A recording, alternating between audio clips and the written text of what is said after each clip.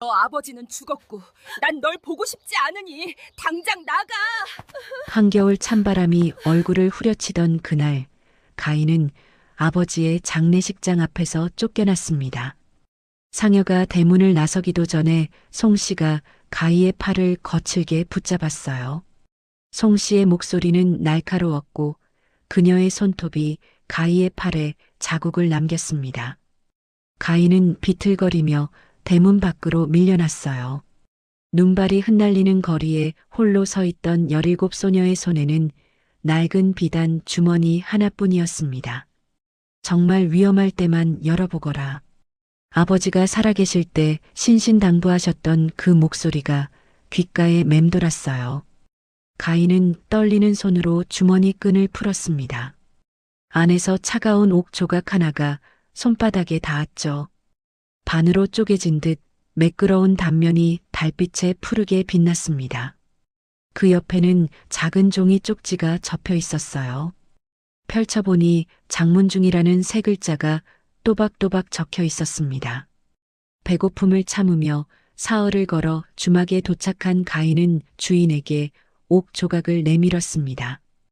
이걸로 며칠 묵을 수 있을까요? 주막 주인은 옥을 보자마자 얼굴이 하얗게 질렸어요. 그는 허둥지둥 사람을 불러 어디론가 급히 보냈습니다. 그 옥 조각은 조선 팔도에서 제일 가는 대상인의 물건이었던 겁니다.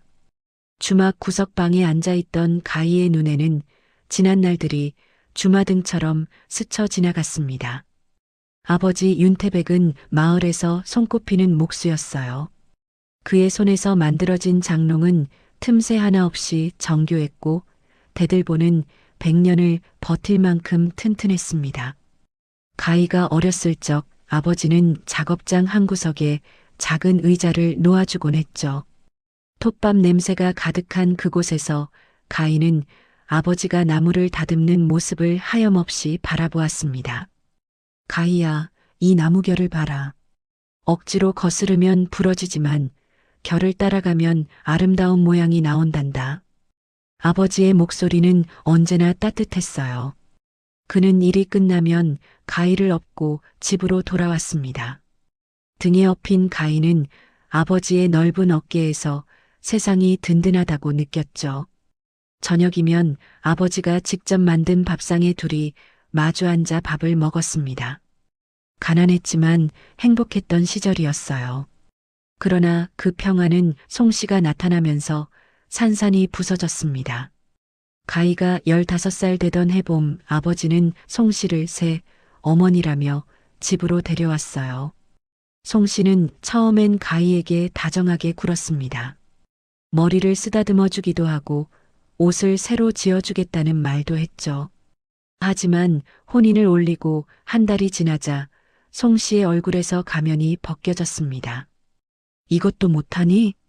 밥도 제대로 못 짓는 것이 뭘 한다고. 송 씨의 목소리가 부엌에 울려 퍼지던 날 가희는 손에 화상을 입은 채 바닥에 주저앉아 있었어요. 뜨거운 솥뚜껑을 잡다가 그만 놓쳐버렸던 겁니다. 송 씨는 가희의 손을 들여다보지도 않고 등을 떠밀었습니다. 일하던 아버지가 급히 돌아와 가희의 손에 약을 발라주었지만 그날 이후로 송 씨 앞에서 가희는 입을 다물게 되었어요. 새벽부터 밤늦게까지 가희는 쉴 틈이 없었습니다. 물을 깃고 빨래를 하고 밥을 짓고 청소를 하고 송 씨의 방까지 치워야 했어요. 손가락에는 동상이 생겼고 무릎은 빨래판에 쓸려 까졌습니다. 아버지는 일이 많아 집에 늦게 들어왔고 송 씨는 그 틈을 타 가희를 더욱 혹독하게 부렸죠. 내 아빠 벌이가 시원찮으니 내가 더 열심히 일해야지. 집안일 하는 게 얼마나 힘든 줄 알아? 송 씨는 가희가 조금이라도 실수하면 밥을 주지 않았어요. 굶주린 배를 움켜쥐고 누운 밤이면 가희는 천장의 나무결을 따라가며 눈물을 삼켰습니다. 아버지에게 말하고 싶었지만 아버지의 지친 얼굴을 보면 차마 입이 떨어지지 않았어요. 아버지는 송 씨와 혼인한 뒤로 더 많은 일을 떠맡았습니다. 양반댁 사랑채를 짓고 기와집 대들보를 올리고 주막에 기둥을 세우는 일까지 마다하지 않았죠. 밤늦게 돌아온 아버지의 손은 굳은 살투성이었고 어깨는 축 처져 있었습니다. 가희야, 조금만 참아라. 아빠가 돈 좀 더 모으면 너한테 좋은 옷도 사주고 맛있는 것도 사줄게. 아버지는 그렇게 말했지만 가희는 알고 있었어요. 아버지가 번 돈은 송 씨의 손으로 들어갔고 송 씨는 그 돈으로 화려한 옷과 장신구를 사들였습니다. 가희의 옷은 여전히 해지고 낡았지만 송 씨의 옷장은 비단 치마와 저고리로 가득했어요. 마을 사람들도 수군거렸습니다. 저 여자 전에도 남편이 있었다던데 그 남편도 일찍 죽었다더라. 그래. 이상하게도 그 집안 남자들은 오래 못 사네. 가희는 우물가에서 그런 소리를 들었지만 무슨 뜻인지 정확히 알지 못했어요. 다만 막연한 불안감이 가슴 한구석을 짓눌렀습니다. 그리고 그 불안은 현실이 되었죠. 그해 가을, 아버지는 양반댁 사랑채 공사를 나갔습니다. 높은 곳에서 대들보를 올리는 위험한 작업이었어요. 그날 저녁 동네 사람이 급히 달려와 소식을 전했습니다. 윤목수님이 떨어지셨어요. 가희는 맨발로 공사장까지 달려갔습니다. 아버지는 이미 숨이 끊어진 채 땅바닥에 누워 있었어요. 주변 사람들은 고개를 저으며 혀를 찼습니다. 발을 헛디뎠나 봐. 그새 힘이 빠졌나. 하지만 가희는 이상한 점을 발견했어요. 아버지는 평소에도 높은 곳에서 일하는데 익숙했고 몸 상태도 나쁘지 않았습니다.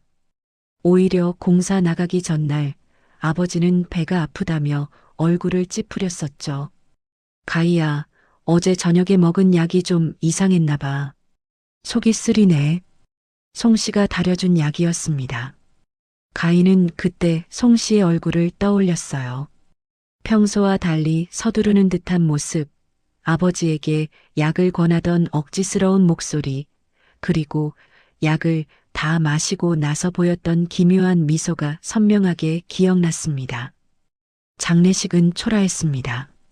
송 씨는 눈물 한 방울 흘리지 않았어요. 오히려 문상객들이 떠나자마자 가희를 불러 세웠습니다. 이제 너도 다 컸으니까 시집을 가든지 해야지. 여기서 더 얹혀 살 생각은 하지 마라. 가희가 입을 열려고 하자 송 씨는 손을 휘저었습니다. 집문서는 진작에 내 이름으로 바꿔놨어. 내 아빠가 빚도 많이 남겼는데 너까지 먹여 살릴 여유 없다. 당장 나가. 하지만 이 집은 아버지가. 아버지? 내 아버지는 이제 없어. 이 집 주인은 나야. 송 씨의 목소리는 쇠붙이처럼 차갑고 날카로웠습니다. 가희는 아버지의 방으로 들어가 마지막으로 물건을 챙기려 했지만 송 씨가 그것마저 막았어요. 거기 있는 건 다 내 거야. 내가 가져갈 건 내 누더기 옷가지뿐이야. 가희는 떨리는 손으로 자신의 옷가지를 보따리에 담았습니다. 그때 아버지의 목소리가 귓가에 맴돌았어요. 정말 위험할 때만 열어보거라.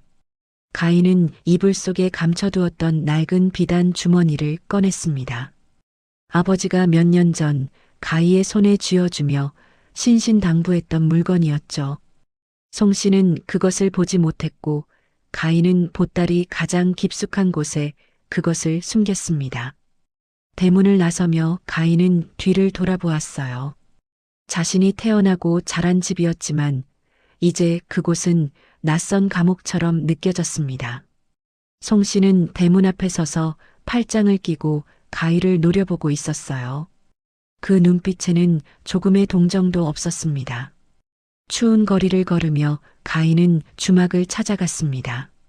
주막 주인에게 옥 조각을 보여주고 사람이 오기를 기다리는 동안 가희는 아버지의 마지막 말을 곱씹었어요.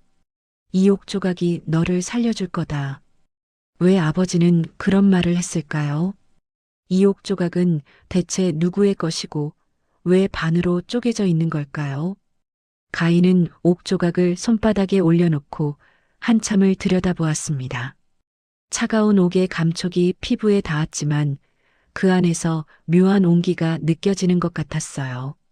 주막 주인은 가희를 신기한 듯 바라보았습니다. 그는 옥 조각을 보고 급히 사람을 보낸 뒤로 가희를 귀한 손님처럼 대했어요. 따뜻한 방을 내주고 밥상도 제대로 차려주었습니다. 가희는 며칠 만에 따뜻한 밥을 먹으며 눈물을 흘렸어요. 아버지가 살아계셨다면 이렇게 혼자 주막에서 떨고 있지 않았을 텐데. 밤이 되자 주막 밖에서 바람소리가 들려왔습니다. 가희는 창문 너머로 흔들리는 나뭇가지를 바라보았어요. 아버지는 늘 말씀하셨죠. 나무는 바람을 거스르지 않고 함께 흔들린다고. 그래야 부러지지 않는다고. 가희도 그렇게 살아왔습니다. 송 씨의 구박을 참고 배고픔을 견디고 아버지를 위해 입을 다물었어요. 하지만 이제 더 이상 참을 필요가 없었습니다. 아버지는 떠나셨고 가희는 혼자가 되었으니까요. 그렇게 사흘이 지났습니다. 주막 주인은 가희에게 조금만 더 기다리라고 말했어요. 한양에서 사람이 오고 있다고 했습니다. 가희는 고개를 끄덕이며 방 안에 머물렀습니다. 창밖으로 해가 뜨고 지는 것을 보며 가희는 앞으로 무슨 일이 벌어질지 상상해 보았어요. 혹시 이 옥 조각의 주인이 나쁜 사람이면 어떡하죠? 혹시 이것이 훔친 물건이라면 어쩌죠? 불안과 기대가 뒤섞인 채 가희는 밤마다 옥 조각을 품에 안고 잠들었습니다. 그리고 나흘째 되던 날 아침 주막 앞이 갑자기 소란스러워졌어요. 말발굽 소리와 사람들의 목소리가 들려왔습니다. 가희는 창문 틈으로 밖을 내다보았어요. 화려한 옷을 입은 사람들이 주막 앞에 도착해 있었습니다. 그 중심에는 위험 있는 얼굴의 남자가 서 있었죠. 주막 주인이 급히 그에게 고개를 숙이며 방향을 가리켰습니다. 가희의 가슴이 두근거렸어요. 드디어 그 사람이 온 겁니다. 옥 조각의 주인이. 주막 문이 열리자 햇살이 쏟아져 들어왔습니다. 가희는 그 빛을 등진 남자의 실루엣을 바라보았어요. 남자는 한참을 멈춰서서 방 안의 가희를 응시했습니다. 그의 어깨가 미세하게 떨렸고 주먹을 쥔 손이 풀렸다 쥐어졌다를 반복했어요. 가희는 본능적으로 옥 조각을 꺼내 들었습니다. 남자가 천천히 다가왔습니다. 그의 발걸음은 무거웠지만 조심스러웠어요. 마치 깨지기 쉬운 무언가를 대하듯 신중한 움직임이었죠. 남자는 가희 앞에 무릎을 꿇고 앉았습니다. 고급 비단으로 만든 도포가 바닥에 닿았지만 그는 개의치 않았어요. 떨리는 손으로 품속에서 무언가를 꺼냈습니다. 그것은 옥 조각이었습니다. 가희가 들고 있는 것과 똑같은 크기와 색깔의 옥 조각이었어요. 남자가 자신의 옥을 가희의 옥 옆에 가져다 댔습니다. 두 조각이 딱 맞아떨어지며 완벽한 하나의 옥패가 되었죠. 햇빛에 비친 옥은 영롱한 푸른빛을 뿜어냈습니다. 가희야. 남자의 목소리가 갈라졌습니다. 그는 가희의 얼굴을 한참 동안 들여다보았어요. 눈가에 깊이 패인 주름, 입가의 떨림, 그리고 눈동자에 맺힌 눈물까지 모든 것이 진심을 담고 있었습니다. 내가 가희구나. 내 딸 가희. 가희는 숨이 멎는 것 같았어요. 남자의 눈에서 눈물이 주르르 흘러내렸습니다. 그는 더 이상 참지 못하고 가희를 끌어안았죠. 낯선 남자였지만 그의 품은 묘하게 익숙했습니다. 아버지와는 다른 하지만 아버지처럼 따뜻한 온기가 느껴졌어요. 미안하다. 정말 미안하다. 이렇게 늦어서, 이렇게 늦게 찾아서. 남자는 가희의 등을 쓰다듬으며 계속 사과했습니다. 가희는 영문을 몰라 몸을 굳힌 채 서 있었어요. 주막 주인이 조심스럽게 입을 열었습니다. 대감마님, 이 아이가 맞습니까? 그래. 틀림없어. 남자는 가희에게서 한 발짝 물러나 다시 얼굴을 들여다보았습니다. 그의 손이 가희의 볼을 어루만졌어요. 내 어미를 닮았구나. 눈매며 입술이며 꼭 빼닮았어. 가희는 혼란스러웠습니다. 이 사람은 누구일까요? 왜 자신을 딸이라고 부르는 걸까요? 남자는 가희의 표정을 읽었는지 무릎을 꿇고 앉아 차근차근 말을 이었습니다. 내 이름은 장문중이다. 나는 내 친아버지란다. 그 말에 가희의 눈이 커졌습니다. 장문중은 품속에서 낡은 편지 한 통을 꺼냈어요. 종이는 세월의 발에 누렇게 변해 있었지만 글씨는 또렷했습니다. 가희는 떨리는 손으로 편지를 받아들었어요. 그것은 윤태백의 필체였습니다. 문중아, 내가 이 아이를 잘 키우마. 내가 부탁한 대로 아비처럼 돌볼 것이니 걱정 말거라. 다만 아이가 정말 위험에 처하거든 이 옥패를 쥐어주마. 그때는 내가 나서야 할 때니라. 편지를 읽는 가희의 손이 떨렸습니다. 장문중이 낮은 목소리로 이야기를 시작했어요. 나는 한양의 큰 상인이고 너의 어미는 천민이었다. 신분이 달라 혼인할 수 없었지. 하지만 우린 서로를 사랑했고 내가 태어났단다. 그의 목소리에는 깊은 후회가 배어 있었습니다. 내가 양반들의 눈치를 보느라 세상의 시선이 두려워 너희 모녀를 지키지 못했어. 내 어미는 너를 낳고 얼마 지나지 않아 세상을 떠났지. 병을 얻었는데 약도 제대로 쓰지 못했단다. 가희는 가슴이 먹먹해졌습니다. 장문중의 눈에서 또다시 눈물이 흘러내렸어요. 내 친구 태백이가 너를 맡아 키워주겠다고 했어.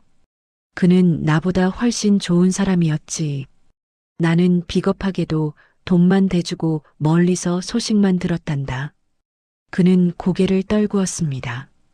가희는 아버지 윤태백의 얼굴을 떠올렸어요. 언제나 자신을 끔찍이 아껴주던 아버지, 등에 업어주고 밥을 먹여주던 아버지. 그 모든 것이 친아버지가 아니었다는 사실이 믿기지 않았습니다. 태백이가 보낸 마지막 편지에 내가 위험하다고 적혀 있었어. 송씨라는 여자가 들어온 뒤로 내가 고생한다고. 하지만 그 편지를 받았을 때 이미 태백이는 세상을 떠난 뒤였단다. 장문중의 주먹이 바닥을 쳤습니다. 억눌린 분노가 그의 온몸에서 뿜어져 나왔어요. 내가 진작 데려왔어야 했는데, 내가 너를 지켜야 했는데. 가희는 입술을 깨물었습니다. 아버지 윤태백은 진짜 아버지가 아니었지만 그보다 더 좋은 아버지였어요. 피가 섞이지 않았어도 진심으로 자신을 사랑해준 사람이었습니다. 그런 아버지를 송씨가 죽였다는 의심이 점점 확신으로 굳어졌어요. 송씨가 어디 사는지 아느냐? 장문중의 물음에 가희는 고개를 끄덕였습니다. 장문중이 벌떡 일어섰어요.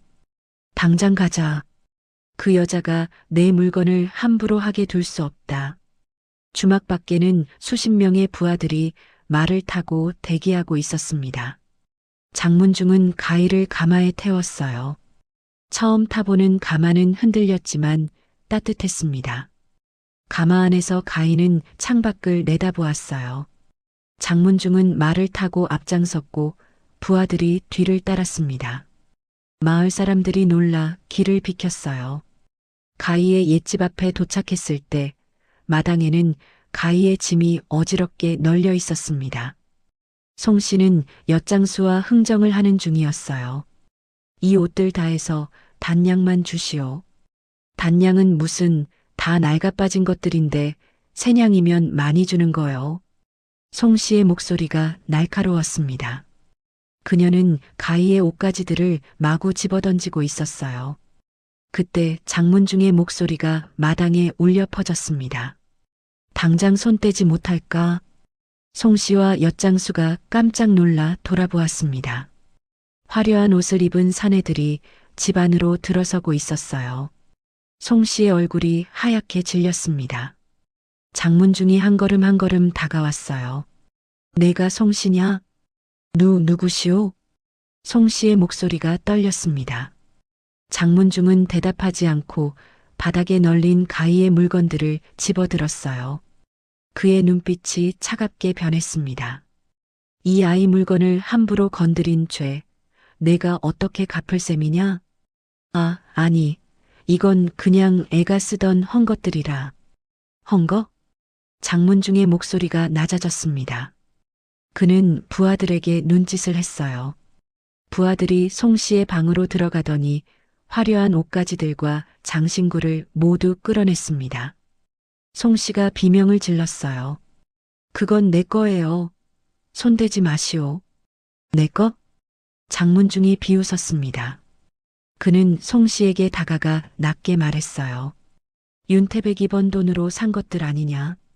그 돈으로 내가 치장하는 동안 태백의 딸은 누더기를 걸치고 굶주렸지. 송씨는 뒷걸음질 쳤습니다. 장문중의 부하들이 집안 곳곳을 뒤지기 시작했어요. 곳간에서 쌀독이 나왔고 장롱에서 비단이 나왔고 벽장에서 은자까지 발견되었습니다. 송씨가 모아둔 것들이었죠. 이건 내가 모은 돈이요. 입 닥쳐라. 장문중의 호통에 송씨는 바닥에 주저앉았습니다. 그는 가희를 불렀어요. 가마에서 내린 가희가 마당으로 들어서자 송씨의 얼굴이 일그러졌습니다. 내가 뭔 짓을 한 거야? 송씨가 가희에게 달려들려 했지만 부하들이 막아섰어요. 장문중이 가희의 어깨에 손을 얹었습니다. 내 물건 중에 가져가고 싶은 게 있느냐? 가희는 고개를 저었습니다. 아버지의 방으로 가서 아버지가 만들었던 작은 나무 장난감 하나만 집어들었어요.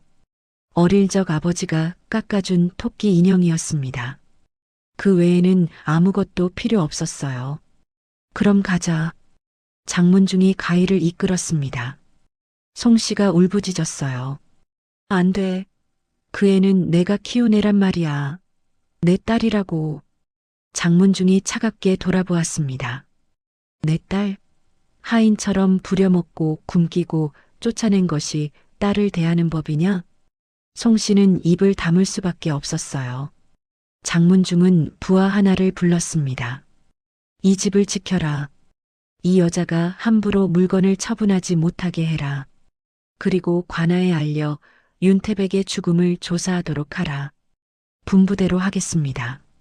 송씨의 얼굴이 창백해졌습니다. 가희는 그 모습을 보며 고개를 돌렸어요.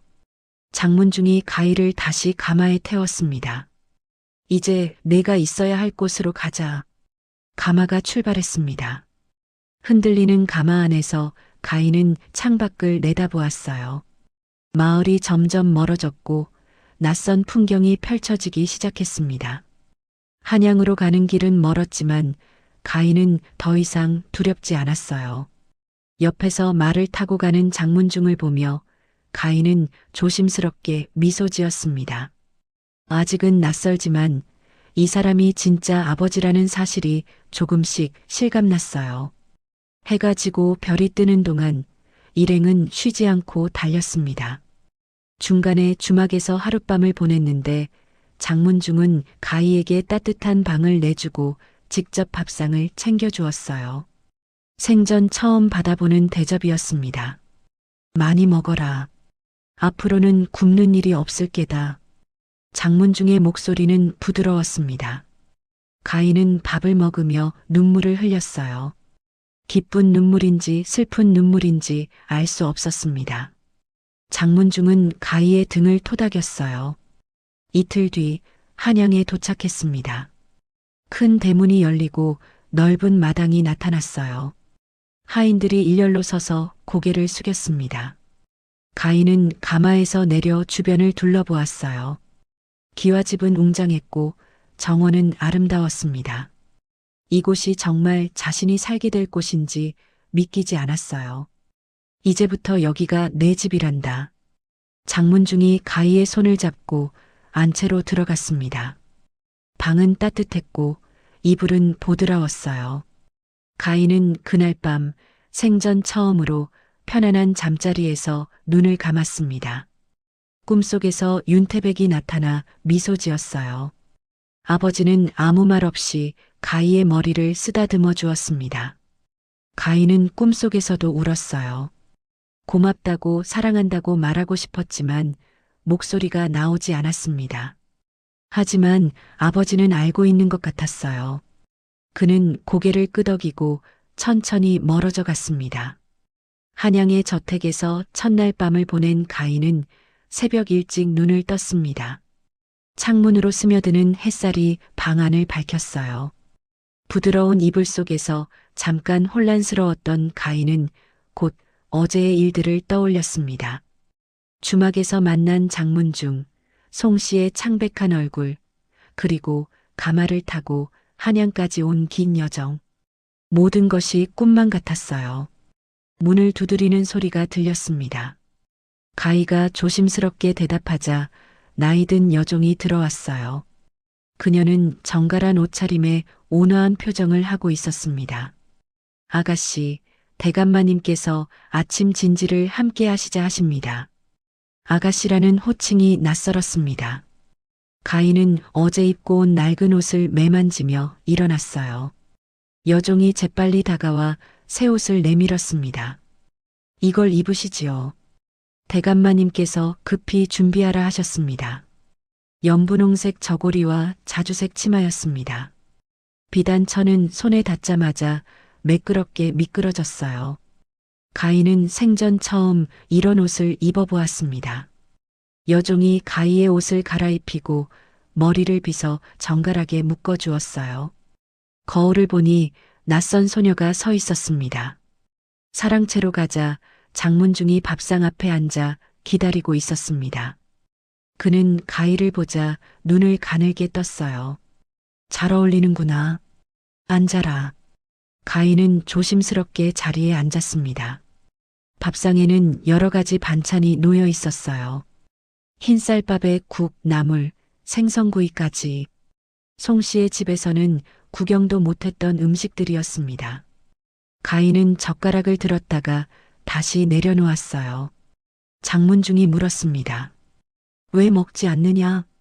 너무 낯설어서요. 가희의 대답에 장문중의 얼굴이 일그러졌습니다. 그는 잠시 말없이 가희를 바라보았어요. 그러다 천천히 입을 열었습니다. 가희야, 내가 너에게 이야기해 줄 것이 있다. 장문중은 밥을 먹는 것도 잊고 이야기를 시작했습니다.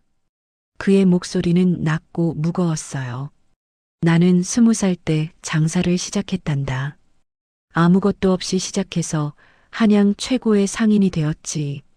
하지만 돈을 벌면 벌수록 외로웠어. 양반들은 나를 천하게 여겼고 평민들은 나를 부러워하며 시샘했단다. 그는 창밖을 바라보았습니다. 정원의 매화나무에서 꽃망울이 터지려 하고 있었어요. 그때 내 어미를 만났단다. 이름은 춘선이었어. 주막에서 일하는 계집아이였지. 신분은 낮았지만 눈빛만큼은 맑았단다. 장문중의 얼굴에 잠깐 미소가 스쳤습니다. 가희는 숨을 죽이고 들었어요. 우리는 서로 사랑하게 되었어. 신분이 다르다는 것을 알면서도 어쩔 수 없었단다. 춘선이는 너를 가졌고 나는 그녀와 함께 살고 싶었지. 그의 목소리가 떨렸습니다. 하지만 나는 비겁했어. 양반들과 거래하며 번 재산을 잃을까 두려웠고 사람들의 손가락질이 무서웠단다. 그래서 춘선이를 한양 밖 작은 집에 숨겨두었지. 아무도 모르게. 가희의 가슴이 답답해졌습니다. 장문중은 주먹을 쥐었어요. 춘선이는 너를 낳고 몸이 약해졌어. 산후병이 왔는데 내가 제대로 돌보지 못했단다.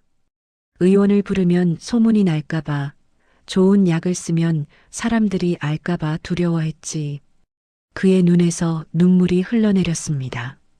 결국 춘선이는 내가 100일도 되기 전에 세상을 떠났어. 마지막으로 내 손을 잡고 부탁했단다. 가희를 잘 키워달라고, 행복하게 해달라고. 가희의 눈시울이 붉어졌습니다. 만난 적도 없는 어머니였지만 가슴이 아팠어요. 나는 너를 데려올 수 없었어. 내 곁에 두면 첩의 자식이라고 손가락질 받을 게 뻔했으니까. 그때 내 친구 윤태백이 나서줬단다. 장문중의 얼굴에 그리움이 어렸습니다. 태백이는 나와 어릴 적부터 알고 지낸 친구였어. 그도 신분은 낮았지만 마음만큼은 누구보다 넓었지. 그가 너를 맡아 키우겠다고 했단다. 자식처럼 사랑하며 키우겠다고. 가인은 윤태백의 얼굴을 떠올렸습니다. 자신을 업어주던 넓은 등, 머리를 쓰다듬던 거친 손, 따뜻하게 웃던 눈가의 주름. 모든 것이 선명했어요. 나는 돈만 됐단다. 비겁하게도 멀리서 소식만 전해 들으며 살았지. 태백이가 보내는 편지로 내가 건강하게 자란다는 것만 확인했어. 장문중이 고개를 떨구었습니다. 몇 년 전 태백이가 송 씨와 재혼한다는 소식을 들었어. 나는 반대했단다. 그 여자의 전 남편이 의문사했다는 소문을 들었거든. 하지만 태백이는 외로웠나 봐. 혼자 너를 키우는 게 힘들었던 거지. 그는 주먹으로 식탁을 쳤습니다. 밥그릇이 덜컹거렸어요. 그게 화근이었어. 송 씨가 들어온 뒤로 내가 고생한다는 편지가 왔단다. 하지만 내가 섣불리 나서면 송 씨가 의심할까봐 기다렸지. 그리고 태백이의 마지막 편지가 왔어. 장문중의 목소리가 갈라졌습니다. 문중아, 내 몸이 이상하다. 송 씨가 주는 약을 먹고부터 자꾸 어지럽고 배가 아프다. 혹시 내게 무슨 일이 생기거든 가희를 부탁한다. 옥패를 주었으니 꼭 찾아달라. 그 편지를 받고 급히 달려갔지만 이미 태백이는 죽고 없었단다. 가희의 눈에서 눈물이 흘러내렸습니다. 장문중도 눈물을 닦았어요. 내 잘못이다. 내가 진작 너를 데려왔어야 했는데 내가 비겁하지 않았더라면 태백이도 춘선이도 너도 이런 고생을 하지 않았을 거야.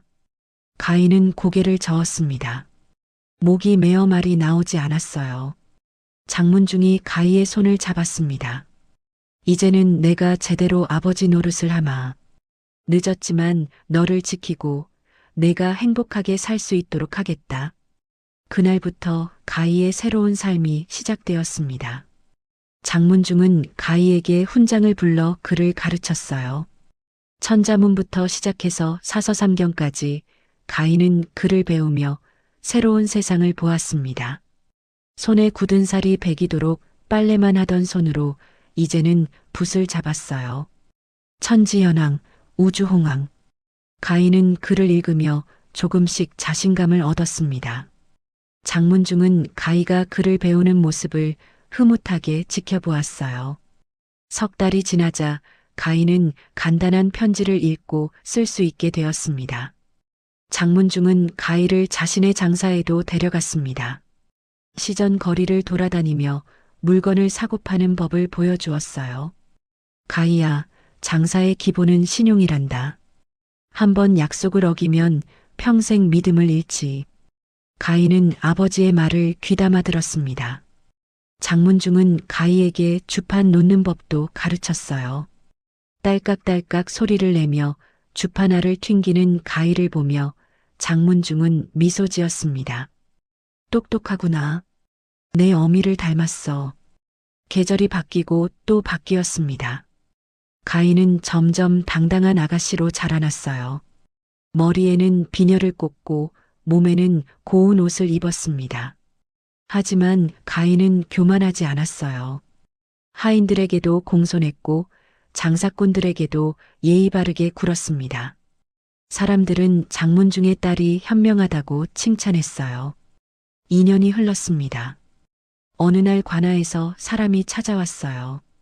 장문중이 사랑채에서 관리를 만나고 있을 때 가희는 문 밖에서 대화를 들을 수 있었습니다. 대감마님, 송씨라는 여인이 소장을 올렸습니다. 송씨?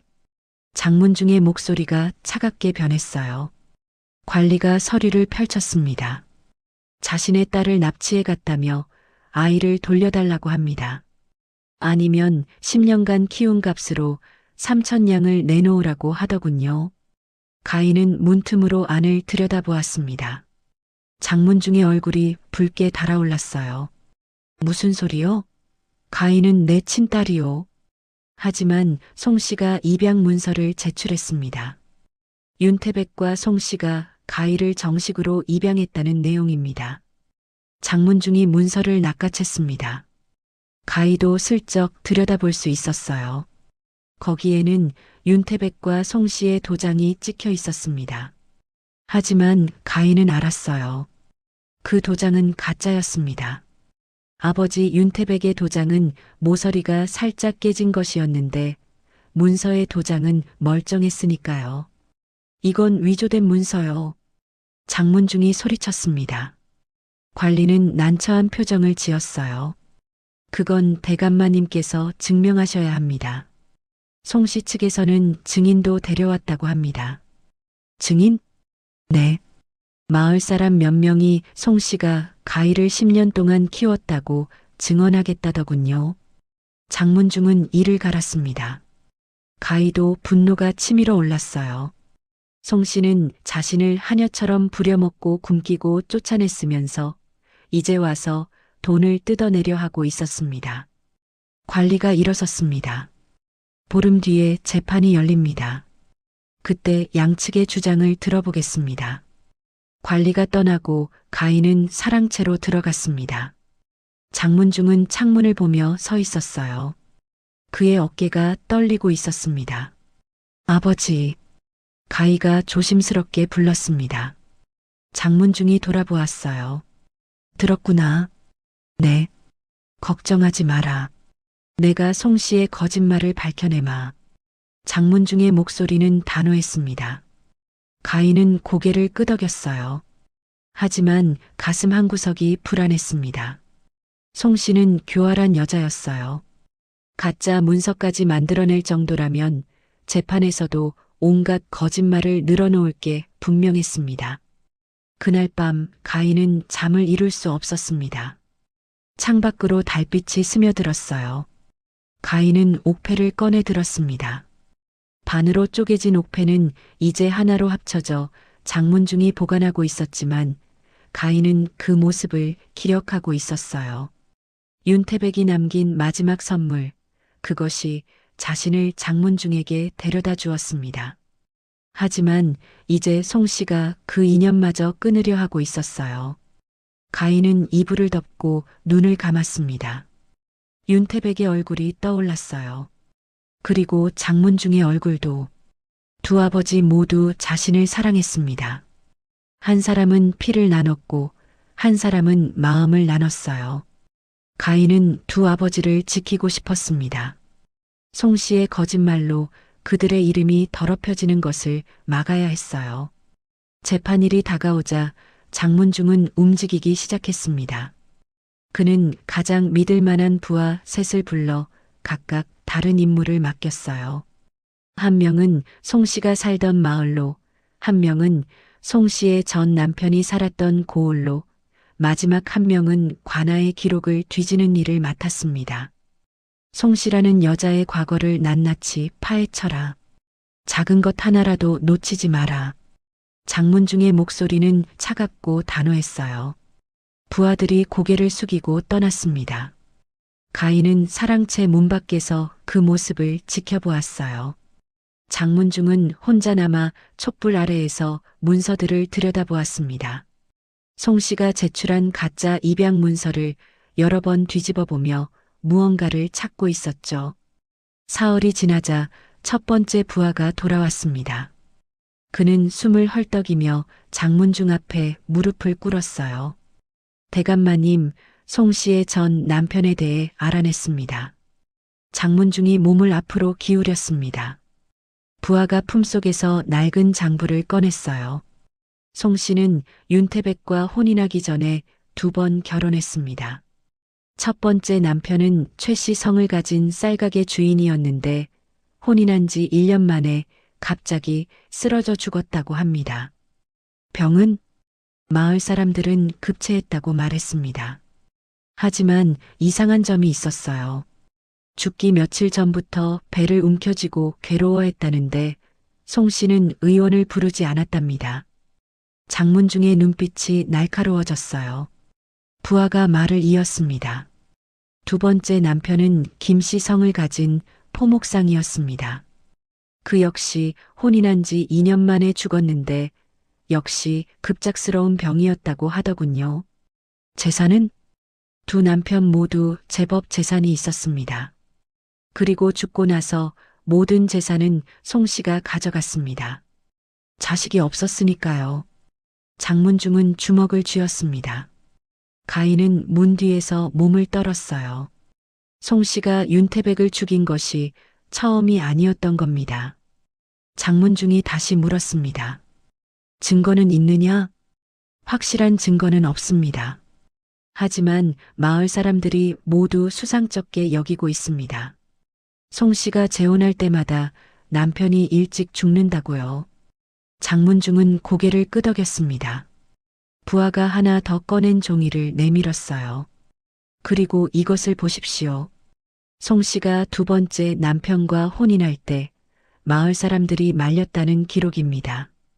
하지만 김 씨가 송 씨의 말재주에 넘어갔다고 하더군요. 다음 날 두 번째 부하가 돌아왔습니다. 그는 더 중요한 정보를 가져왔어요. 약재상을 찾아갔던 부하였습니다. 대감마님, 약재상 주인이 기억하고 있습니다. 장문중의 눈빛이 반짝였습니다. 부하가 품속에서 작은 장부를 꺼냈어요. 윤태백이 죽기 사흘 전 송 씨가 약재상에 왔답니다. 그리고 쥐약을 샀다고 합니다. 쥐약? 네. 비소가 든 쥐약이었습니다. 주인이 이상하게 여겨 물어봤더니 송 씨가 집에 쥐가 많아서 잡아야 한다고 했답니다. 장문중이 벌떡 일어났습니다. 그의 얼굴은 분노로 일그러져 있었어요. 증언하겠다고 하던가? 네. 약재상 주인이 장부에 적어둔 기록도 있습니다. 송 씨가 비소한 양어치를 샀다고 정확히 적혀 있습니다. 가인은 가슴이 철렁 내려앉는 것을 느꼈습니다. 송 씨가 정말로 독을 샀던 거예요. 그 독으로 윤태백을 죽인 겁니다. 가희의 눈에서 눈물이 주르르 흘러내렸어요. 장문중이 가희를 발견하고 다가왔습니다. 가희야, 다 들었구나. 가희는 고개를 끄덕였습니다. 목이 메어 말이 나오지 않았어요. 장문중이 가희의 어깨를 감싸 안았습니다. 태백이 형님의 원수를 꼭 갚아주마. 송 씨가 저지른 죄를 반드시 밝혀내겠다. 사흘 뒤 마지막 부하가 돌아왔습니다. 그는 관아의 기록을 조사한 사람이었어요. 그가 가져온 소식은 더욱 충격적이었습니다. 대감마님, 송 씨가 개에 들어 있었습니다. 개? 장문중이 되물었습니다. 부하가 설명했어요. 마을 부녀자들이 모여 만든 상호부조개였습니다. 남편이 죽으면 일정 금액을 받는 조건이었죠. 송 씨는 윤태백과 혼인하고 석 달 만에 그 개에 가입했답니다. 장문중의 얼굴이 굳어졌습니다. 부하가 말을 이었어요. 그리고 윤태백이 죽자마자 개돈을 받아갔습니다. 무려 100냥이었어요. 다른 부녀자들도 이상하게 여겼지만 개의 규칙이니 줄 수밖에 없었다고 합니다. 그 전 남편들은 송 씨의 첫 번째 남편과 두 번째 남편이 죽었을 때도 비슷한 개가 있었습니다. 송 씨는 혼인할 때마다 그런 개에 가입했고 남편이 죽으면 돈을 받아갔어요. 장문중은 책상을 주먹으로 내리쳤습니다. 붓과 벼루가 바닥에 떨어졌어요. 가인은 온몸이 떨렸습니다. 송 씨는 처음부터 남편들을 죽일 계획이었던 겁니다. 돈을 노리고 혼인했고 남편을 독살한 뒤 재산을 챙겼던 거예요. 장문중은 며칠 동안 방에 틀어박혀 증거들을 정리했습니다.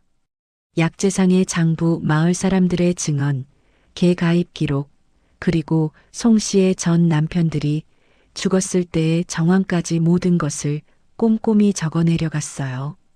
가인은 아버지가 밤낮으로 일하는 모습을 지켜보았습니다. 어느 날 밤 장문중이 가희를 불렀습니다. 촛불이 흔들리는 사랑채에서 그는 가희에게 물었어요. 가희야, 내가 기억하는 게 있느냐?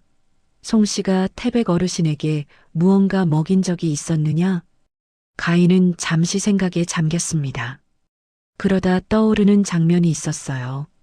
아버지가 돌아가시기 이틀 전이었어요. 가희의 목소리가 떨렸습니다. 송씨가 약을 다려서 아버지께 드렸어요. 몸보신한다면서요. 하지만 아버지가 그 약을 드시고 나서 얼굴이 창백해지셨어요.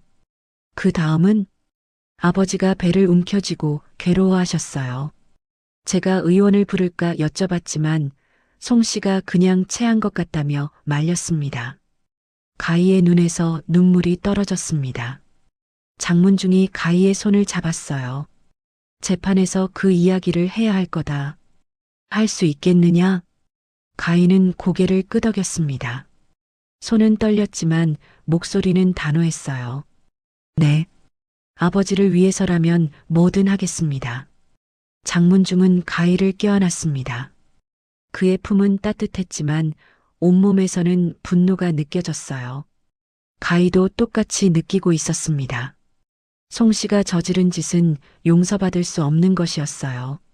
재판을 며칠 앞둔 밤 장문중은 모든 증거를 다시 한번 점검했습니다. 약재상의 증언, 개가입 기록, 전 남편들의 의문사, 그리고 가희의 증언까지 퍼즐 조각들이 하나씩 맞춰지고 있었어요. 송씨가 벗어날 수 없는 그물이 촘촘히 짜여지고 있었습니다. 가희는 자신의 방에서 내일을 준비했습니다. 재판장에서 송씨를 마주해야 했어요.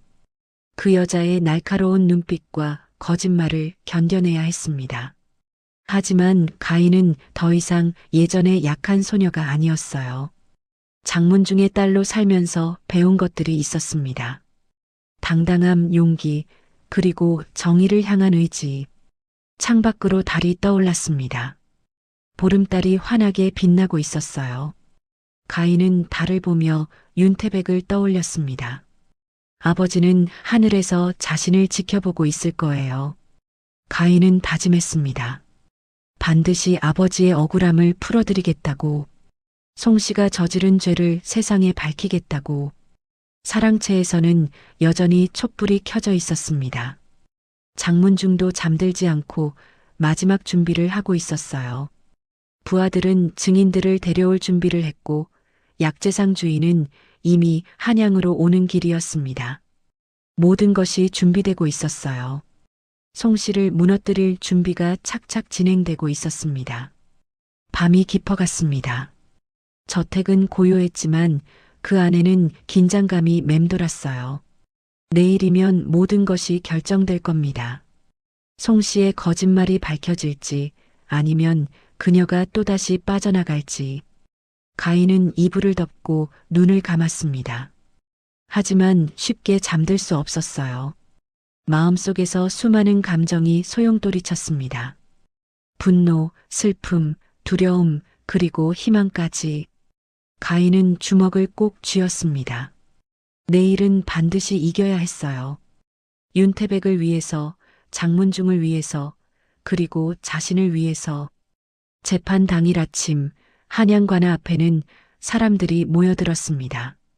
조선 최고의 상인 장문중과 평범한 과부 송씨의 대결이라는 소문이 퍼졌기 때문이었어요. 구경꾼들은 담장 밖에서 웅성거렸고 관아 안은 긴장감으로 가득했습니다. 가희는 장문중과 함께 관아로 들어섰습니다. 고급 비단옷을 입은 가희의 모습은 2년 전과 완전히 달랐어요. 등은 곧게 펴져 있었고 걸음걸이는 당당했습니다. 하지만 손끝은 미세하게 떨리고 있었어요. 장문중이 가희의 손을 꼭 잡아주었습니다. 판관이 자리에 앉자 관아 안이 조용해졌습니다. 판관은 백발의 노인으로 엄격한 인상을 가지고 있었어요. 그는 탁자를 한 번 쳤습니다. 송 씨를 불러들여라. 문이 열리고 송 씨가 들어왔습니다. 그녀는 소복을 입고 있었지만 얼굴에는 화장이 진하게 발려 있었어요. 송 씨는 판관 앞에 무릎을 꿇으며 눈물을 흘리는 척했습니다. 날이 억울합니다. 제가 10년 동안 키운 딸을 저 부자가 빼앗아 갔습니다. 송 씨의 목소리는 떨렸고 손으로 눈물을 닦는 신용을 했어요. 가인은 그 모습을 보며 온몸에 소름이 돋았습니다. 판관이 송 씨를 향해 물었습니다. 그대가 가희를 키웠다는 증거가 있는가? 송 씨가 품속에서 입양 문서를 꺼냈습니다. 판관이 문서를 받아 들여다보았어요. 윤태백과 송 씨가 가희를 입양했다고 적혀 있구나. 도장도 찍혀 있고 장문중이 벌떡 일어났습니다. 그 문서는 위조된 것입니다. 판관이 손을 들어 장문중을 제지했어요. 근거를 대시오. 장문중이 품속에서 다른 문서를 꺼냈습니다. 그것은 윤태백이 장문중에게 보낸 편지였어요. 이것을 보십시오. 윤태백 어르신은 가희를 제 친구로서 맡아 키워주신 겁니다. 입양이 아니라 보호였어요. 그리고 이 편지에 찍힌 윤태백의 도장을 보십시오. 판관이 두 문서를 나란히 놓고 비교했습니다. 장문중이 손가락으로 가리키며 말했어요. 윤태백 어르신의 진짜 도장은 모서리가 깨져 있습니다. 하지만 송 씨가 제출한 문서의 도장은 멀쩡합니다. 위조한 것이 분명합니다. 판관은 돋보기를 꺼내 자세히 들여다보았습니다. 과연 두 도장은 달랐어요. 송 씨의 얼굴이 창백해졌습니다. 하지만 그녀는 재빨리 변명을 늘어놓았어요. 그건 남편이 도장을 새로 만들었기 때문입니다. 옛날 도장이 깨져서 새 것을 만들었어요. 판관이 송 씨를 노려보았습니다. 장문중이 다시 입을 열었어요. 그렇다면 증인을 부르겠습니다. 문이 열리고 약재상 주인이 들어왔습니다. 그는 떨리는 목소리로 판관에게 인사했어요. 판관이 물었습니다. 그대는 누구인가? 소인은 약재상을 운영하는 박서방이라 하옵니다. 무슨 일로 왔는가? 약재상 주인이 품속에서 낡은 장부를 꺼냈습니다.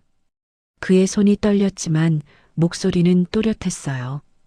윤태백이 죽기 사흘 전 송 씨가 제 가게에 와서 쥐약을 샀습니다.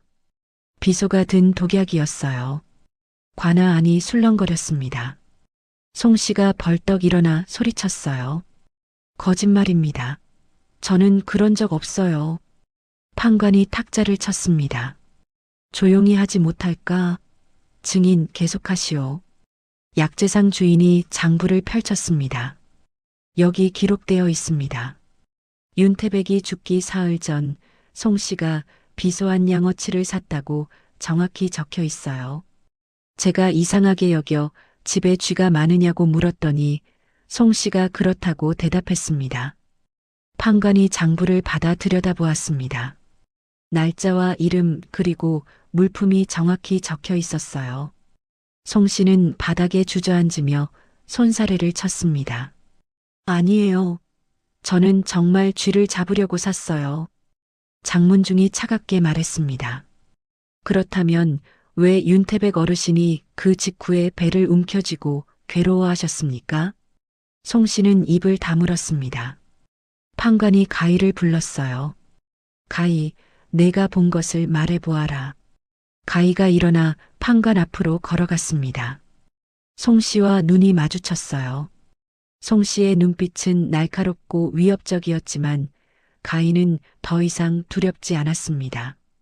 가희는 또박또박 말했어요. 아버지가 돌아가시기 이틀 전이었습니다.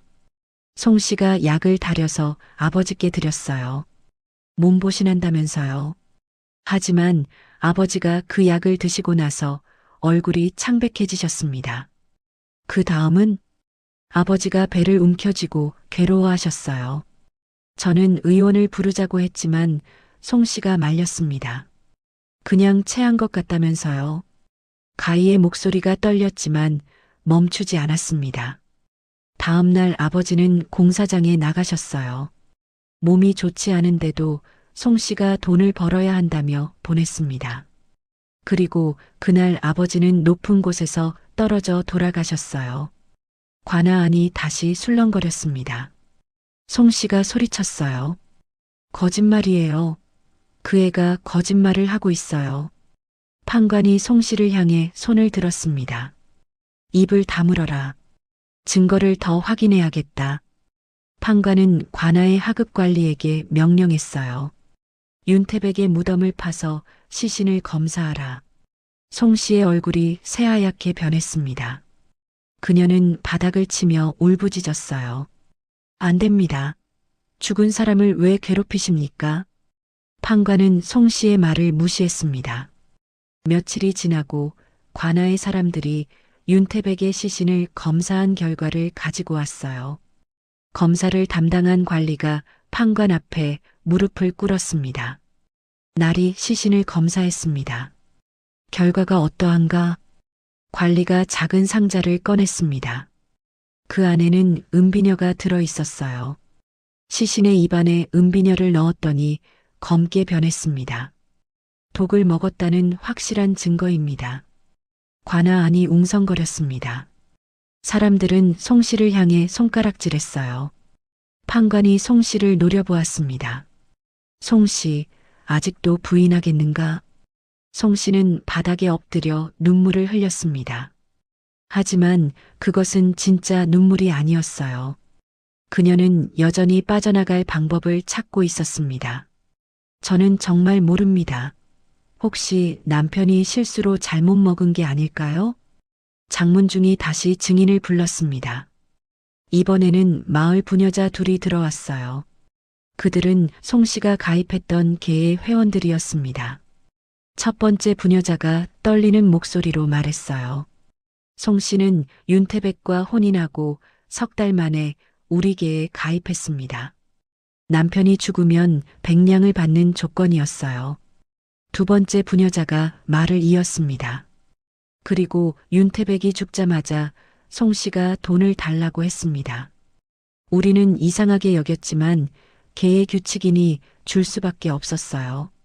판관이 송 씨를 향해 물었습니다. 사실인가? 송 씨는 더 이상 대답하지 못했습니다. 그녀의 얼굴은 흙빛이 되었어요. 장문중이 마지막 증거를 내놓았습니다. 송 씨는 이번이 처음이 아닙니다.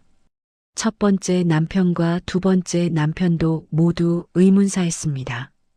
그리고 그때마다 송 씨는 재산을 챙겼어요. 관아에서 조사한 기록들이 판관 앞에 쌓였습니다. 송 씨의 전 남편들이 죽었을 때의 정황, 그들이 남긴 재산, 그리고 송 씨가 받아간 돈까지 모든 것이 기록되어 있었어요. 판관은 한참 동안 문서들을 들여다보았습니다. 그의 얼굴은 점점 굳어졌어요. 송 씨, 판관의 목소리는 차갑게 식어 있었습니다. 그대는 3명의 남편을 독살하고 재산을 가로챘다. 그 죄가 명백하다.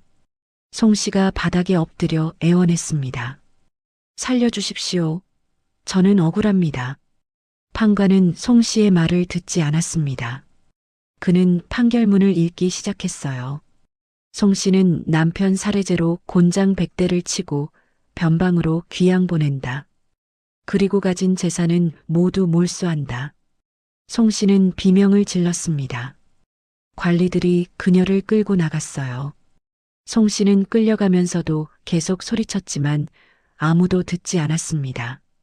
가인은 그 모습을 가만히 지켜보았어요. 가슴속에서 무언가가 스르르 풀리는 것 같았습니다. 재판이 끝나고 관아 밖으로 나왔을 때 햇살이 쏟아졌습니다. 가인은 하늘을 올려다보았어요. 구름 한 점 없는 맑은 하늘이었습니다. 장문중이 가희의 어깨에 손을 얹었어요.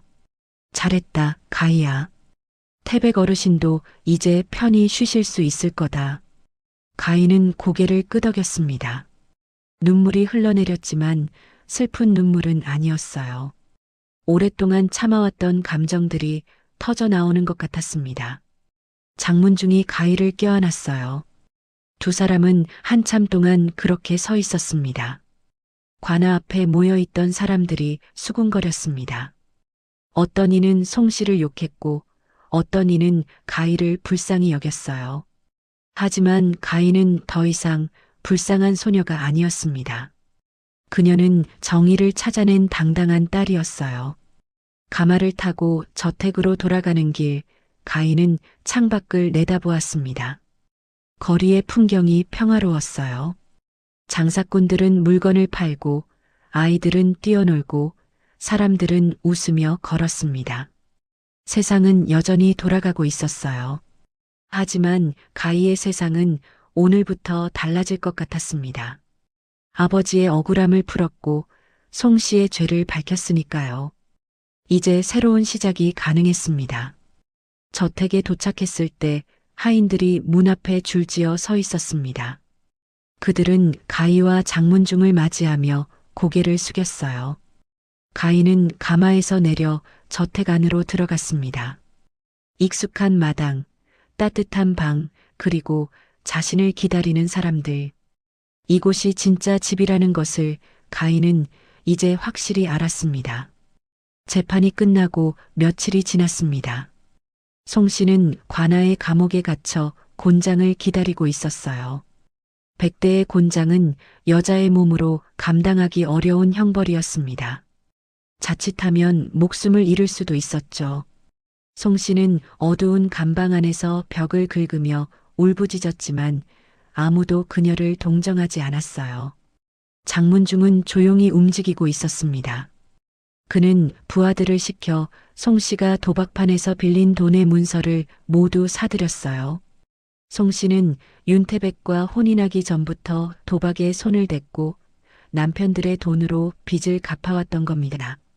하지만 여전히 남은 빚이 있었어요. 장문중이 그 빚 문서를 전부 사들이자 송 씨는 사실상 장문중의 채무자가 되었습니다. 사흘째 되는 날 장문중이 관아를 찾아갔습니다. 판관과 독대를 하며 그는 제안을 했어요.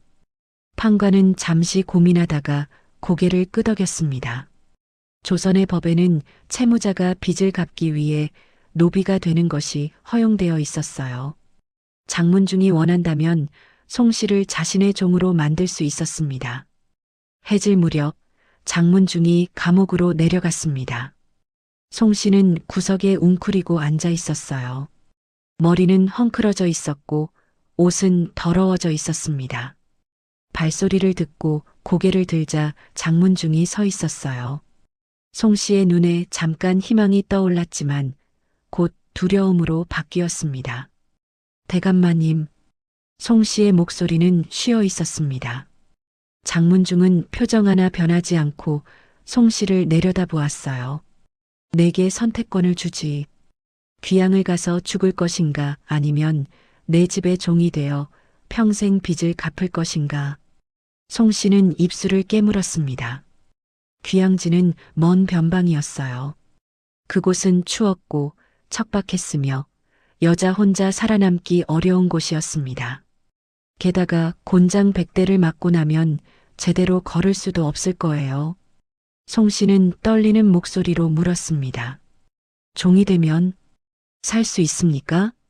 목숨은 붙어 있겠지. 하지만 편하지는 않을 거다. 장문중의 목소리는 차가웠습니다. 송 씨는 한참 동안 망설이다가 고개를 숙였어요. 종이 되겠습니다. 좋아. 하지만 기억해라. 너는 이제 죄인이자 종이다. 조금이라도 말을 듣지 않으면 바로 귀양 보낼 것이다. 송 씨는 떨리는 손으로 바닥을 짚었습니다. 장문중은 돌아서서 감옥을 나갔어요.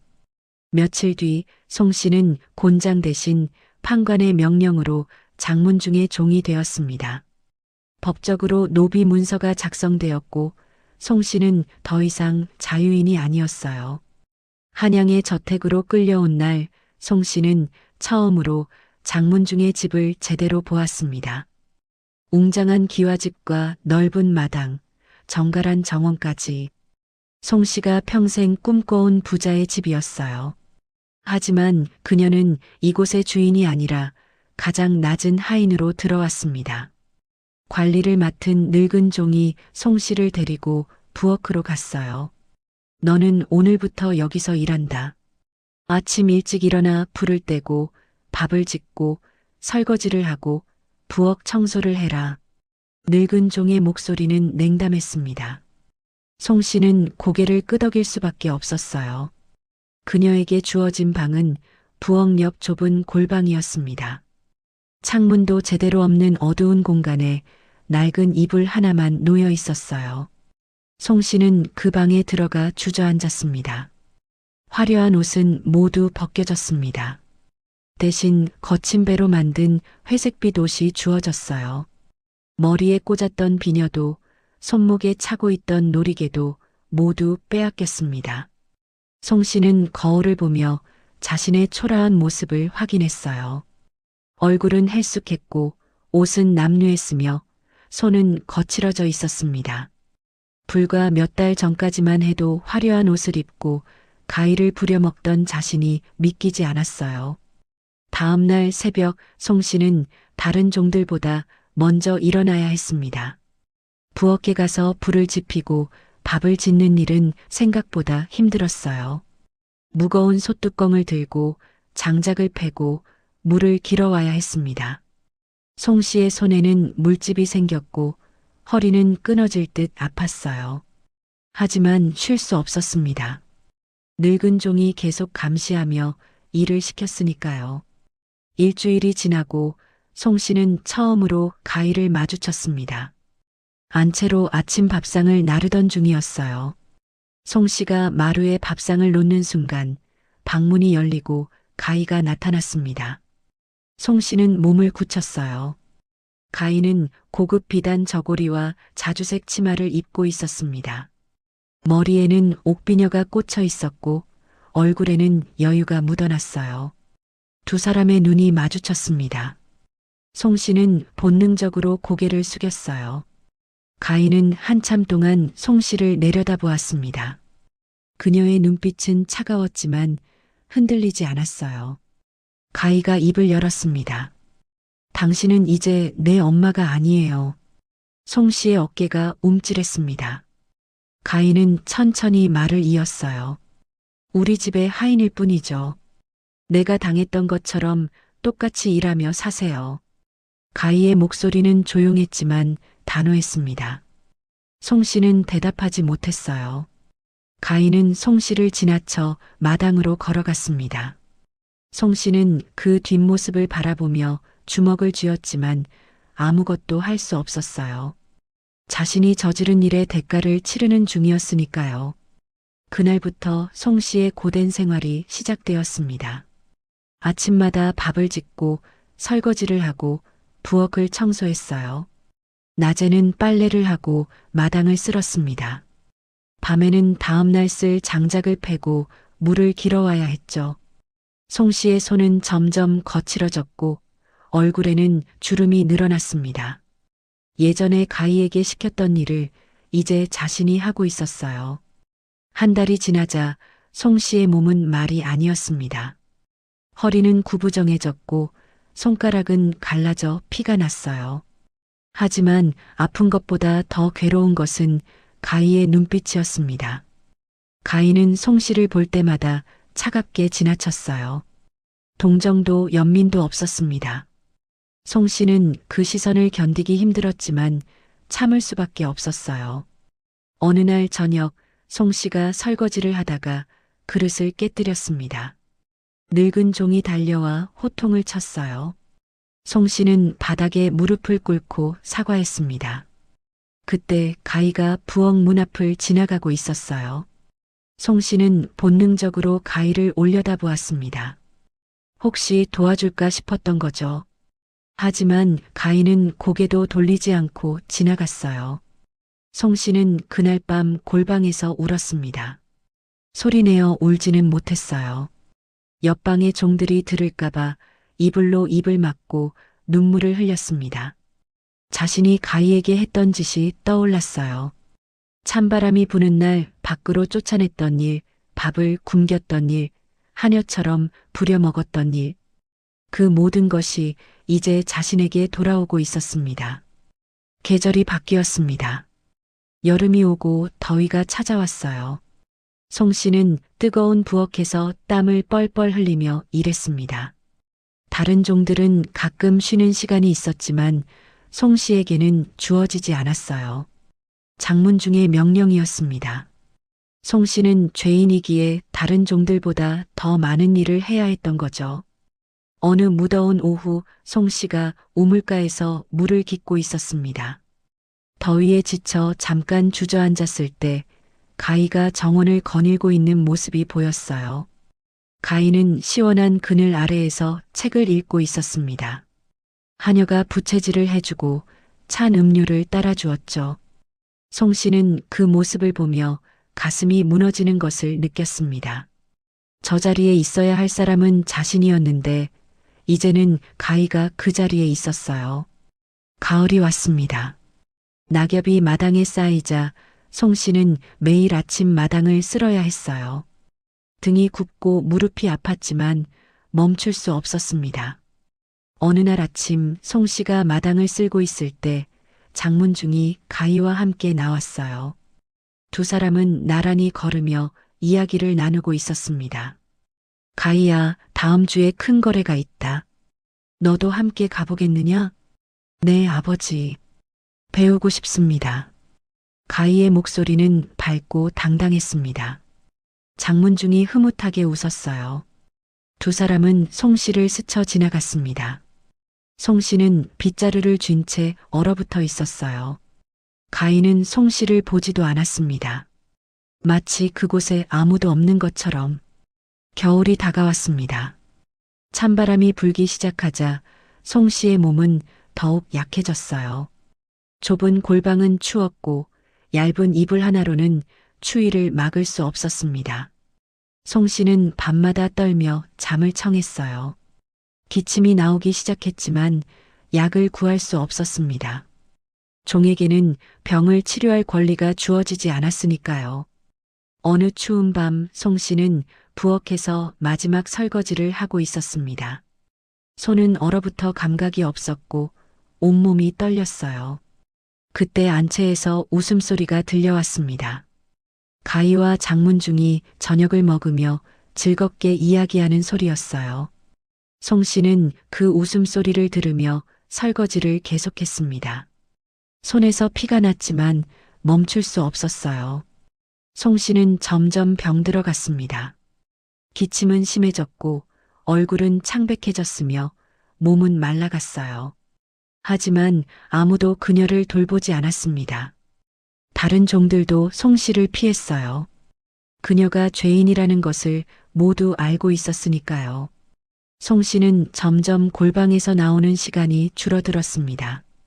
2년이 지났습니다. 송 씨의 몸은 형편없이 망가져 있었어요. 일을 제대로 할 수 없을 정도로 약해졌습니다. 장문중은 그녀를 골방에서 나오지 못하게 했어요. 먹을 것만 최소한으로 주어졌고 송 씨는 그렇게 골방에서 시간을 보냈습니다. 어느 겨울밤 송 씨는 침상에 누워 천장을 바라보았습니다. 달빛이 창틈으로 스며들었어요. 송 씨는 자신의 일생을 떠올렸습니다. 욕심 때문에 3명의 남편을 죽이고 가희를 괴롭혔던 일들. 그 모든 것이 이제 자신을 파멸로 이끌었어요. 송 씨는 마지막으로 한숨을 쉬었습니다. 그리고 조용히 눈을 감았어요. 다음 날 아침 늙은 종이 송 씨의 방문을 두드렸지만 대답이 없었습니다. 문을 열어보니 송 씨는 이미 차갑게 식어 있었어요. 장문중에게 보고가 올라갔고 그는 고개를 끄덕였습니다. 송 씨의 시신은 간단히 처리되었어요. 아무도 그녀를 애도하지 않았습니다. 가희는 송 씨가 죽었다는 소식을 들었지만 표정 하나 변하지 않았습니다. 그저 창밖을 바라보며 고개를 끄덕였을 뿐이었어요. 복수는 끝났습니다. 송 씨는 자신이 저지른 죄의 대가를 톡톡히 치르고 세상을 떠났어요. 가희는 그것으로 충분했습니다. 송 씨가 세상을 떠난 다음 날 가인은 장문중에게 말했습니다. 아버지, 윤태백 아버지 무덤에 가고 싶어요. 장문중은 고개를 끄덕였습니다. 두 사람은 말을 타고 길을 나섰어요. 한양에서 가희가 자랐던 마을까지는 이틀이 걸렸습니다. 봄이 오고 있었어요. 길가에는 새싹이 돋아나고 나무에는 꽃망울이 맺혔습니다. 가희는 말 위에서 지나가는 풍경을 바라보았어요. 마을에 도착했을 때 해가 지고 있었습니다. 사람들은 가희와 장문중을 보며 수군거렸지만 아무도 가까이 오지 않았어요. 가희는 신경 쓰지 않았습니다. 두 사람은 마을 뒷산에 있는 윤태백의 무덤으로 향했어요. 무덤은 작았지만 정갈했습니다. 누군가 풀을 뽑아주고 있었던 것 같았어요. 가희는 무덤 앞에 무릎을 꿇고 앉았습니다. 장문중도 옆에 무릎을 꿇었어요. 두 사람은 한참 동안 말없이 무덤을 바라보았습니다. 가희가 먼저 입을 열었습니다. 아버지, 저예요. 가희가 왔어요. 목소리가 떨렸습니다. 가희는 무덤 앞에 손을 짚었어요. 송 씨의 죄를 밝혀냈어요. 아버지를 죽인 그 여자가 벌을 받았습니다. 이제 편히 쉬세요. 가희의 눈에서 눈물이 주르르 흘러내렸습니다. 장문중도 눈시울이 붉어졌어요. 그는 무덤 앞에 절을 올렸습니다. 형님, 늦었습니다. 제가 진작 가희를 데려왔어야 했는데 형님이 고생하신 것, 가희가 고생한 것 모두 제 잘못입니다. 장문중의 목소리가 갈라졌습니다. 그는 이마를 땅에 대고 절을 3번 올렸어요. 가희도 아버지 옆에서 함께 절을 올렸습니다. 두 사람은 한참 동안 그렇게 앉아 있었어요. 바람이 불어와 무덤 옆에 나뭇잎을 흔들었습니다. 마치 윤태백이 괜찮다고 이제 걱정하지 말라고 말하는 것 같았어요. 해가 완전히 지고 별이 떴습니다. 가희는 무덤 앞에 꽃을 놓고 일어섰어요. 장문중이 가희의 어깨에 손을 얹었습니다. 이제 가자. 태백 형님도 우리가 앞으로 잘 사는 모습을 보고 싶어 하실 거다. 두 사람은 천천히 산을 내려왔습니다. 마을을 떠나는 길, 가희는 뒤를 돌아보지 않았어요. 이제 과거는 정리되었습니다. 앞으로 나아갈 시간이었어요. 한양으로 돌아온 뒤 가희의 일상은 바빠졌습니다. 장문중은 가희를 본격적으로 장사에 참여시켰어요. 처음에는 간단한 일부터 시작했습니다. 주판을 놓고 장부를 정리하고 물건의 가격을 계산하는 일이었죠. 가희는 빠르게 배웠습니다. 글을 읽고 쓸 줄 알았고 술을 셈하는데도 능했어요. 한 해가 지나자 가희는 시정거래에 직접 나섰습니다. 처음에는 장문중이 함께 갔지만 점점 가희 혼자 거래를 처리하게 되었어요. 상인들은 처음에 여자가 장사를 한다고 의아해했습니다.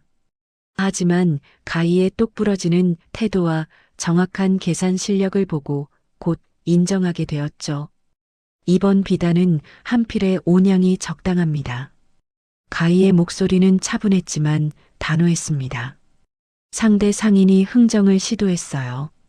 아가씨, 그건 너무 비싸지 않소? 사냥이면 어떻겠소? 이 비단은 명나라에서 온 최고급입니다. 5냥도 싸게 드리는 겁니다. 다른 곳에서는 6냥을 받더군요. 가희는 물러서지 않았습니다. 상인은 잠시 고민하다가 고개를 끄덕였어요. 가희의 말이 맞았으니까요. 거래가 성사되자 장문중이 흐뭇하게 웃었습니다. 시간이 흐를수록 가희의 실력은 늘어났습니다. 그녀는 단순히 물건을 사고 파는 것뿐만 아니라 새로운 사업도 구상했어요. 어느 날 가희가 장문중에게 제안했습니다. 아버지, 여성들을 위한 물건을 따로 취급하면 어떨까요? 여자들이 쓰는 비녀, 놀이개, 화장품 같은 것들을 한 곳에 모아서 파는 겁니다. 장문중은 잠시 생각에 잠겼습니다. 여자들이 물건을 사러 시정까지 오기는 쉽지 않을 텐데. 그래서 여종들을 보내서 양반댁에 직접 가져다 주는 겁니다. 집에서 편하게 보고 살 수 있게요. 장문중의 눈이 반짝였습니다. 좋은 생각이었어요. 그는 가희에게 그 사업을 맡겼습니다. 가희는 곧바로 움직였어요. 여성 물품만 취급하는 작은 가게를 열고 믿을 만한 여종들을 선발했습니다. 그들에게 물건을 들려보내 양반댁을 돌게 했죠. 처음에는 반응이 시큰둥했습니다. 하지만 입소문이 퍼지면서 주문이 늘어나기 시작했어요. 양반댁 부녀자들은 집 밖으로 나가지 않고도 좋은 물건을 살 수 있어서 좋아했습니다. 가희의 가게는 한양에서 소문난 곳이 되었어요. 2년이 지나자 가희는 자신만의 상단을 꾸렸습니다. 장문중의 도움도 있었지만 대부분은 가희 스스로 벌어들인 돈이었어요. 가희의 상단은 여성 물품뿐만 아니라 약재, 직물, 도자기까지 취급했습니다. 가희는 공정한 거래와 정직한 장사로 신용을 쌓았어요. 어느 날 가희가 시전을 걸어가고 있을 때였습니다. 낡은 옷을 입은 여자가 길거리에서 아이를 안고 울고 있었어요. 가희가 다가가 물었습니다. 무슨 일이십니까? 여자는 눈물을 닦으며 대답했습니다. 아이가 아픈데 약을 살 돈이 없어요. 남편은 일을 나가 다치고 우리는 이제 어떻게 살아야 할지 모르겠어요. 가희는 주머니에서 은자를 꺼냈습니다. 그리고 여자의 손에 쥐어주었어요. 이걸로 약을 사고 밥을 드세요. 그리고 남편분이 나으시면 제 상단으로 오라고 하세요. 일을 드리겠습니다. 여자는 놀란 눈으로 가희를 바라보았습니다. 그러다 바닥에 엎드려 절을 올렸어요. 가희는 여자를 일으켜 세우고 약재상의 위치를 알려주었습니다. 여자는 감사하다는 말을 되풀이하며 떠났어요. 그날 이후로 가희는 가난한 사람들을 돕기 시작했습니다. 거지들에게 밥을 나눠주고 일자리가 없는 사람들을 자신의 상단에 받아들였어요. 가희가 일자리를 준 사람들은 열심히 일했습니다. 그들은 가희의 은혜를 잊지 않았어요. 가희의 상단은 점점 커졌고 사람들 사이에서 평판이 좋아졌습니다. 몇 년이 흘렀습니다. 가희는 이제 25이 되었어요. 조선 팔도에서 그녀의 이름을 모르는 상인이 없을 정도였습니다. 여성이면서도 거상이 된 가희는 사람들의 존경을 받았어요.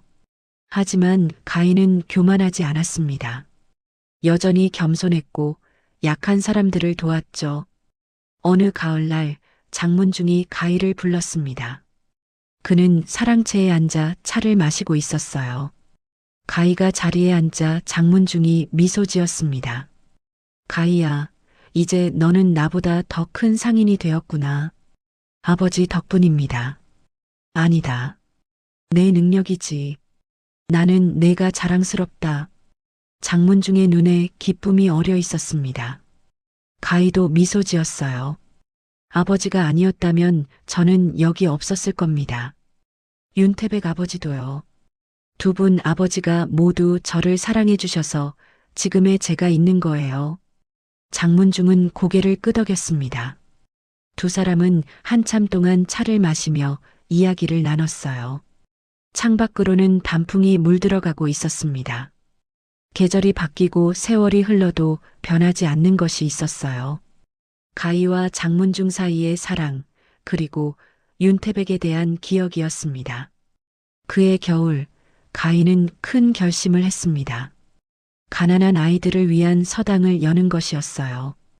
돈이 없어 글을 배우지 못하는 아이들에게 무료로 교육을 제공하는 곳이었습니다. 가희는 자신의 돈으로 서당을 짓고 훈장을 고용했어요. 서당이 문을 열자 많은 아이들이 찾아왔습니다. 가희는 직접 서당을 방문해 아이들을 격려했어요. 아이들은 가희를 보며 눈을 반짝였습니다. 여자이면서도 성공한 상인이 된 가희는 아이들에게 희망이었어요. 열심히 배우세요.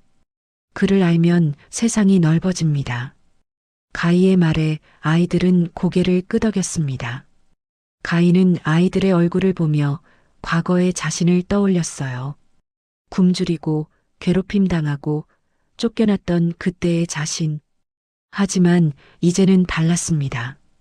두 아버지의 사랑 덕분에 가인은 일어설 수 있었어요. 이제 가인은 다른 사람들도 일으켜 세우고 싶었습니다. 봄이 왔습니다. 가인은 다시 윤태백의 무덤을 찾아갔어요. 이번에는 혼자였습니다.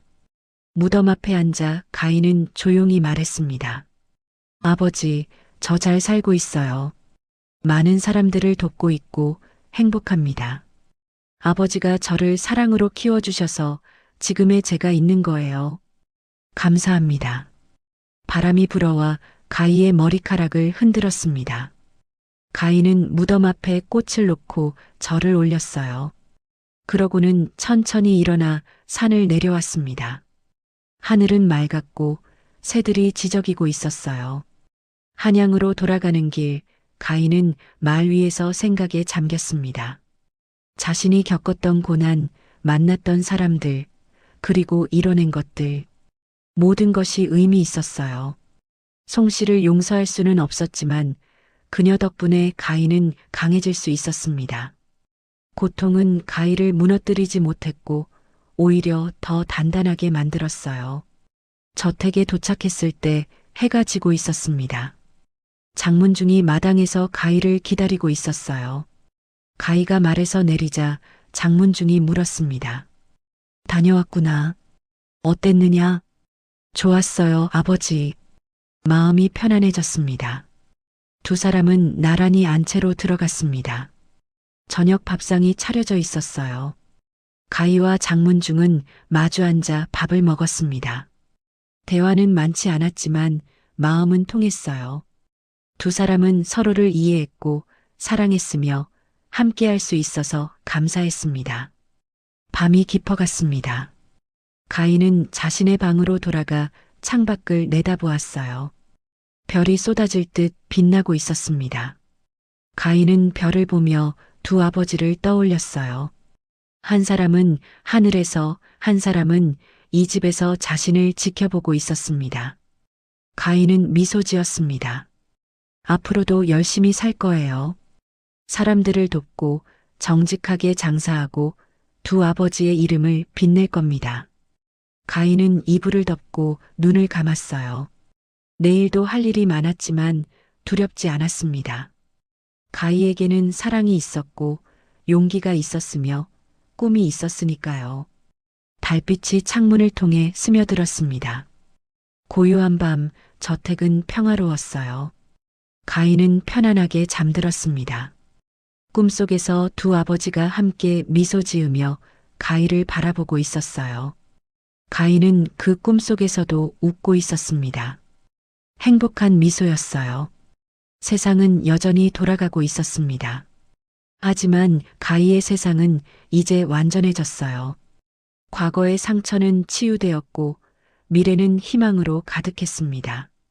가희는 자신의 삶을 사랑했고 자신을 사랑해준 사람들에게 감사했어요. 그리고 그 사랑을 다른 사람들에게 나눠주며 살아갈 작정이었습니다.